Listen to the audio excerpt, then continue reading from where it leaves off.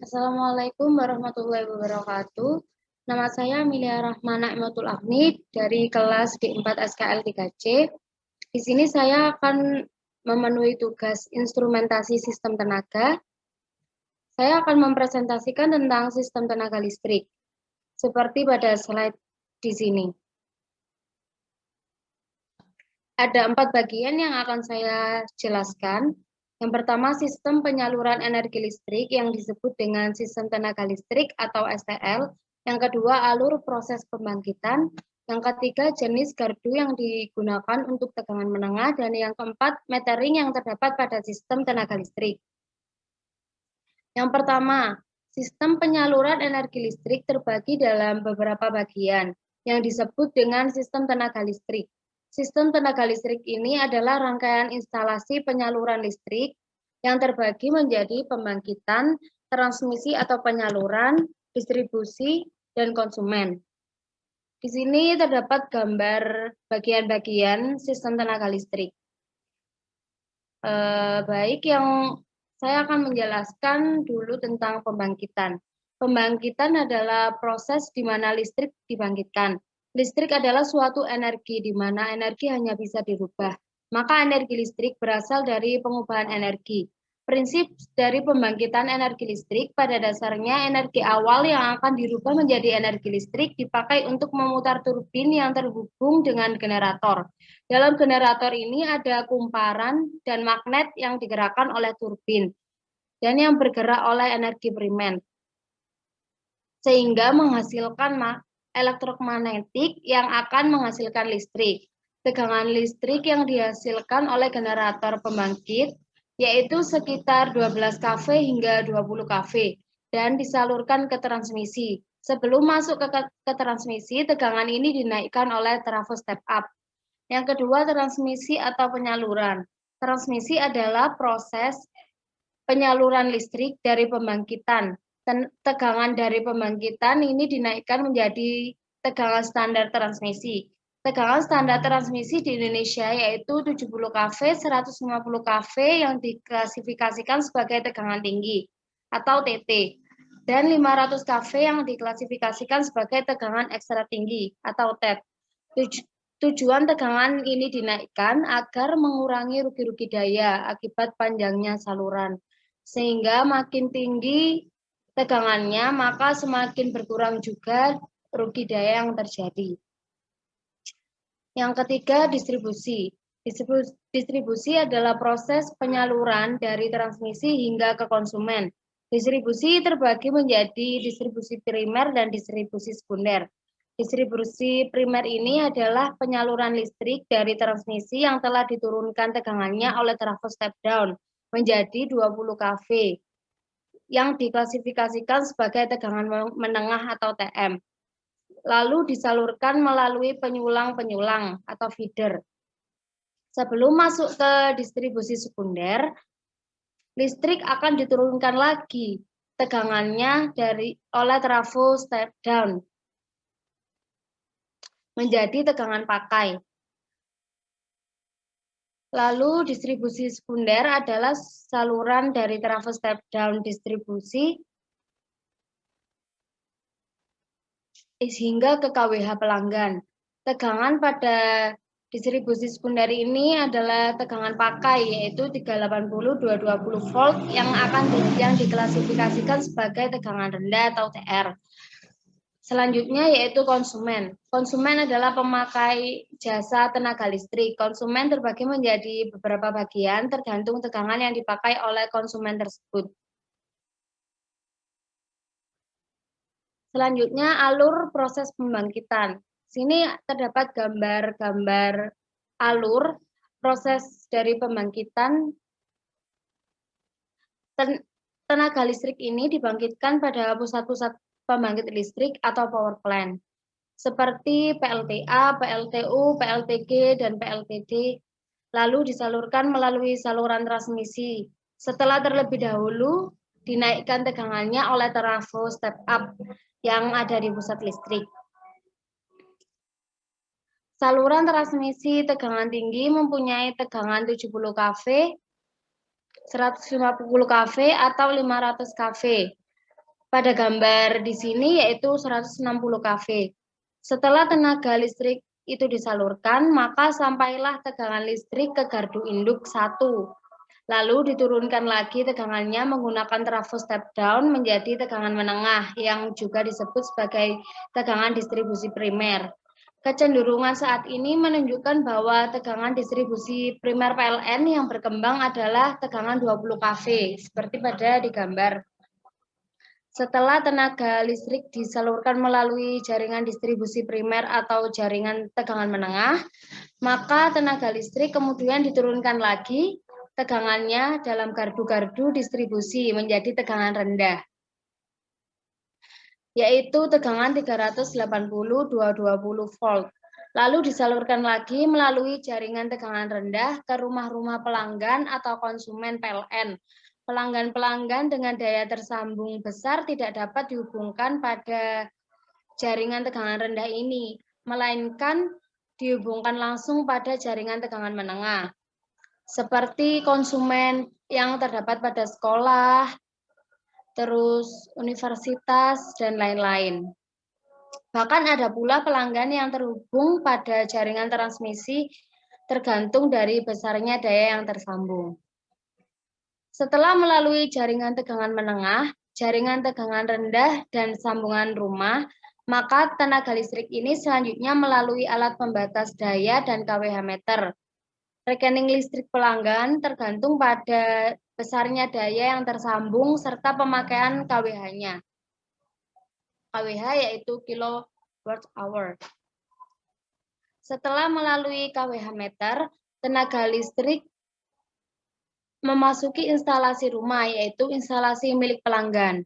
Instalasi PLN umumnya hanya sampai pada kWh meter saja. Sesudah kWh meter, instalasi listrik umumnya adalah instalasi milik pelanggan. Dalam instalasi pelanggan, tenaga listrik langsung masuk ke alat-alat listrik milik pelanggan, seperti alat-alat rumah tangga, yaitu seperti lampu, kulkas, televisi, dan lain-lain.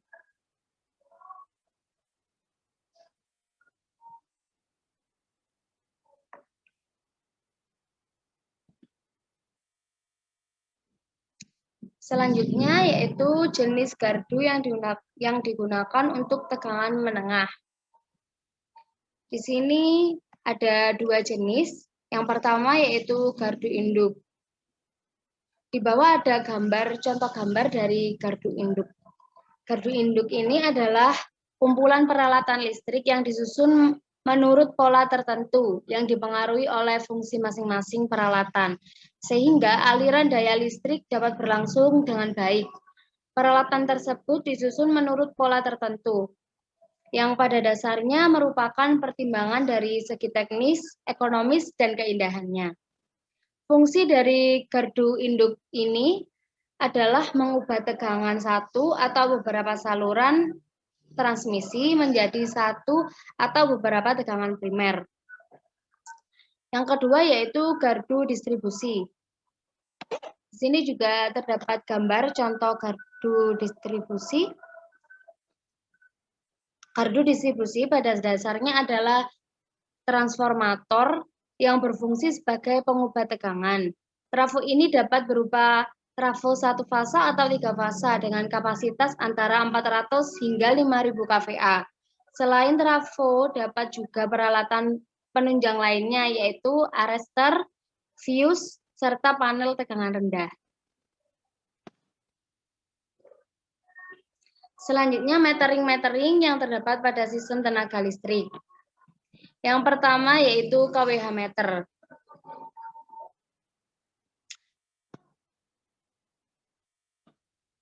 kWh meter ini sebagai alat penghitung pemakaian energi listrik yang bekerja menggunakan metode induksi medan magnet, di mana medan magnet tersebut menggerakkan piringan yang terbuat dari aluminium. Model konstruksi dari kWh meter ini pada bagian piringan terdapat sumbu yang berfungsi untuk menggerakkan pencacah digit sebagai tampilan jumlah kWh-nya, dan pada bagian ini, pada bagian inti besi yang berbentuk U, dipasang buah belitan arus menggunakan kawat berpenampang besar. Inti besi berbentuk dengan satu belitan, tegangan dipasang pada kaki tengah inti besi menggunakan penampang kawat halus, namun jumlah belitan tegangan lebih banyak. Secara umum, perhitungan untuk daya listrik dapat dibedakan menjadi 3 macam, yaitu yang pertama daya kompleks S sama dengan V dikali I. Yang kedua daya reaktif Q sama dengan V kali I sin F. F adalah frekuensi. Dan yang ketiga daya aktif P sama dengan V dikali I cos F.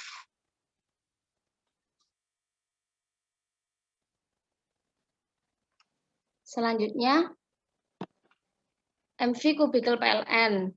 MV kubikel yang akan disuplai PLN termasuk dalam biaya BPUJL. Kubikel ini adalah suatu perlengkapan atau peralatan listrik yang berfungsi sebagai pengendali, penghubung, dan pelindung serta membagi tenaga listrik dari sumber tenaga listrik. Kubikel istilah umum yang mencakup peralatan switching dan kombinasinya dengan peralatan kontrol, pengukuran, proteksi, dan peralatan pengatur. Peralatan-peralatan tersebut dirakit dan saling terikat dengan perlengkapan selukup dan penyangga sesuai dalam buku IEC bagian 298 tahun 1990 dispesifikasikan sebagai perlengkapan hubung bagi dan kontrol berselungkup logam rakitan pabrik untuk arus bolak-balik dengan tegangan pengenal di atas 1 kV hingga sampai dengan dan termasuk 35 kV untuk pasangan dalam dan pasangan luar dan untuk frekuensi hingga 50 Hz. Berikut adalah gambar dari medium voltage kubikel PLN.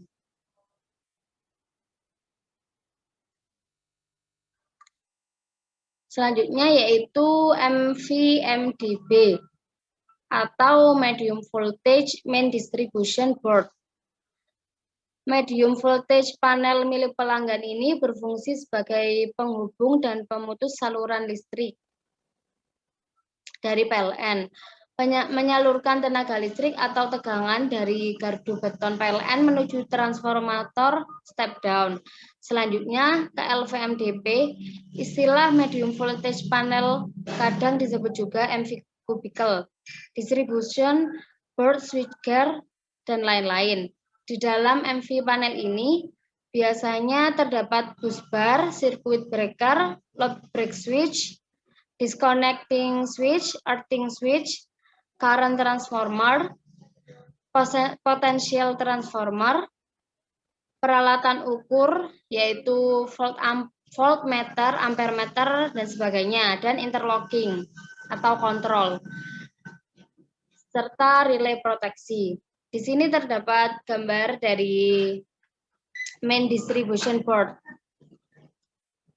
Di sini ada spesifikasi teknis dari medium voltage incoming kubikel panel. Rate maksimum voltage tegangannya yaitu 24 kV. Rate current load break switch triple 630 ampere. Rate current busbar 630 ampere. MV kubikel incoming type IM SF6 LBS dan manual operate, yaitu beroperasi manual. Spesifikasi teknis medium voltage outgoing kubikel panel yaitu rate maksimumnya 20, rate maksimum voltage-nya tegangannya yaitu 24 kV juga. Rate current disconnecting switch triple 630 ampere, rate current busbar 630 ampere, rate current circuit breaker triple 630 ampere, MV kubikel incoming type DM1A SF6CB. Manual operate di sini juga beroperasi manual, power meter PM 5560, protection release pump series T42 dan standar Jawa Timur. Lalu selanjutnya yaitu transformator distribusi step down. Transformator distribusi step down ini berkapasitas 2000 kVA, berfungsi untuk menurunkan tegangan menengah 20 kV dari PLN menjadi tegangan rendah 380-220 volt untuk didistribusikan kepada beban mesin dan penerangan. Trafo distribusi berpendingin minyak adalah trafo distribusi di mana bagian dalam trafo tenggelam dalam minyak. Oil ini berfungsi sebagai media isolasi dan pendingin. Sini terdapat gambar dari trafo distribusi step down 20 kV hingga 220 kV ke 220 380 volt daya 2000 kVA.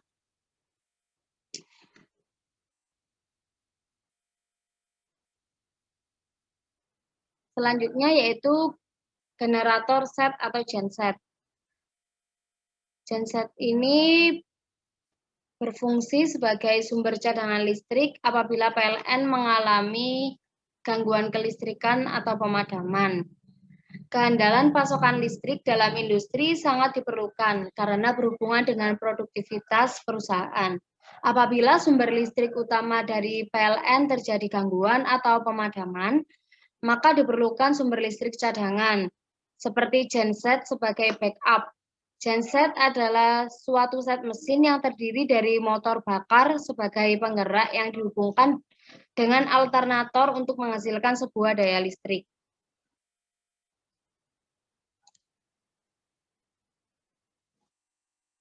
Selanjutnya yaitu Low Voltage Main Distribution Board atau LVMDB. Panel dari LVMDB atau disebut juga dengan panel utama tegangan rendah yang ditunjukkan pada gambar, berfungsi untuk menerima tenaga listrik dari sumber incoming, baik itu dari PLN, genset, turbin uap, atau gas secara bergantian. Bersamaan atau paralel, fungsi lainnya adalah pengendali, penghubung, dan pelindung, serta membagi tenaga listrik dari sumber tenaga listrik. Melindungi dari bagian-bagian LVMDB adalah short circuit, menjaga kestabilan, membagi tenaga listrik ke beberapa sirkuit. Sini ada bagian-bagian dari LVMDB. Yang pertama yaitu incoming PLN. Yang kedua yaitu incoming genset. Panel kontrol genset ini berfungsi untuk mengatur, memutus, menghubungkan, dan mengendalikan genset. Fungsi tersebut termasuk automatic transfer switch atau ATS, automatic main failure AMF, dan synchronizing. Automatic transfer switch ATS adalah sistem pengontrolan yang berfungsi untuk mengganti koneksi secara otomatis dari satu sumber tegangan listrik ke satu sumber tegangan listrik lainnya. Keadaan pergantian tersebut disebut juga dengan automatic COS atau change over switch. Perpindahan sumber tegangan dapat saja dilakukan dengan ATS, namun genset yang menghidupkan sumber tegangan sebagai pengganti sumber tegangan utama PLN tidak aktif secara otomatis. Agar sistem ATS dapat bekerja secara otomatis harus didukung dengan sistem AMF. Sistem AMF ini adalah sistem kendali yang berguna untuk menyalakan mesin genset ketika beban yang disuplai suatu tegangan kehilangan sumber utamanya yaitu PLN. Jadi, ketika beban kehilangan sumber tegangan yaitu dari PLN, secara serta genset akan starter secara otomatis. Setelah mesin genset menyala, ATS mulai mengganti koneksi dari sumber tegangan utama ke sumber tegangan cadangan. Synchronizing panel sinkron genset berfungsi menggabungkan sumber listrik dari dua atau lebih unit generator dan juga bisa disebut juga memparalel beberapa generator. Fungsinya agar mendapat tenaga lebih di jalur yang sama. Yang ketiga yaitu outgoing distribution breaker yang berisi beberapa multi-case circuit breaker MCCB, dilengkapi kontrol dan metering yang berfungsi untuk menghubungkan, memutus, dan mengamankan jaringan menuju subdistribution panel atau SDP. Dan yang terakhir yaitu kapasitor bank. Panel ini berfungsi untuk memperbaiki power factor dalam rentang 0,85 hingga 0,99 atau mendekati dengan angka 1. Jika nilai Koski kurang dari 0,85, maka PLN akan memperlakukan denda. Fungsi lainnya adalah menghindari kelebihan beban, efisiensi daya, dan memberi perlindungan pada peralatan elektronik. Salah satunya adalah sebagai penurun ampere dengan beban motor, sebagai penghilang daya induktif pada motor, membuat motor lebih stabil dan dingin sekaligus menghemat pemakaian energi listrik. Kapasitor bank yang terpasang adalah 12 kali 30 kVAR dan termasuk automatic power factor regulator. Selanjutnya yaitu motor control center atau MCC. Motor control center ini adalah pusat pengendali motor yang berisi beberapa modul starting motor yang berfungsi untuk mengendalikan beberapa motor dalam satu panel listrik secara terpusat. Tiap modul starting motor tersebut berisi komponen listrik berupa MCCB, magnetic contactor atau MC, overload atau OL, dan beberapa aksesoris perlengkap seperti pilot lamp, push button, terminal, metering, dan lain-lain. Tiap modul starting panel tersebut membentuk satu rangkaian wiring berupa starting direct online atau wiring doll, start delta, soft starter, variable speed drive atau VSD, atau starting auto transformator atau auto trafor. Dalam aplikasi industri ini ditemukan banyak motor listrik sebagai penggerak mesin dalam proses produksi. Penggunaan motor listrik berfungsi sebagai penggerak material handling seperti crane, konveyor, elevator, fan, blower, pompa, dan kompresor. Dalam mengendalikan motor tersebut diperlukan starting panel yang berjumlah banyak untuk fungsi start stop, interlock, berurutan, pengaman hubung singkat, pengaman beban lebih, dan sebagai indikator. Beberapa sistem automation diperlukan untuk proses kontrol, monitoring, HMI, dan SCADA, agar sistem kontrol panel lebih efektif dan efisien dalam monitoring kebutuhan ruang panel, proses instalasi, perawatan, dan biaya, maka diperlukan sistem pengendali motor terpusat yang dikenal sebagai motor control center yang ditunjukkan pada gambar. Sekian presentasi dari saya. Mohon maaf bila ada salah kata. Selebihnya, terima kasih. Stay safe, stay healthy, dan stay at home. Wassalamualaikum warahmatullahi wabarakatuh.